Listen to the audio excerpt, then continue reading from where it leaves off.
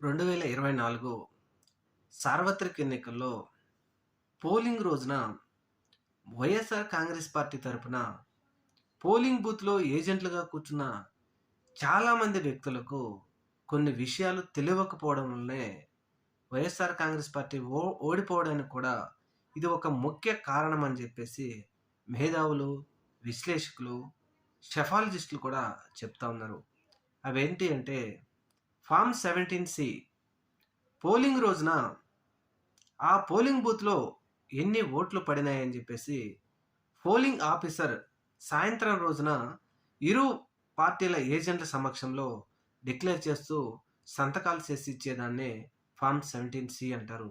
అలాగే కౌంటింగ్ రోజున ఫార్మ్ 20సి అక్కడ ఎన్ని ఓట్లు పోలయ్యాయి, ఇన్ని ఓట్లు ఇక్కడ పోలయ్యాయి అని చెప్పేసి ఇరు పక్షాల ఏజెంట్ల సమక్షంలో సంతకాలు చేసి కన్ఫర్మ్ చేసి ఇచ్చేదే ఫార్మ్ 20సి. ఇవి 2 సరిపోల్చి చూస్తేనే సమానంగా ఉంటే ఎన్నికల ప్రక్రియ సరిగా జరిగినట్టు.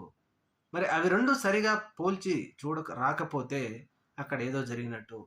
ఖచ్చితంగా ఎన్నికల పెద్దలు ఆ రోజున ఫార్మ్ 20సి అనేది అసలు చూపించలేదు.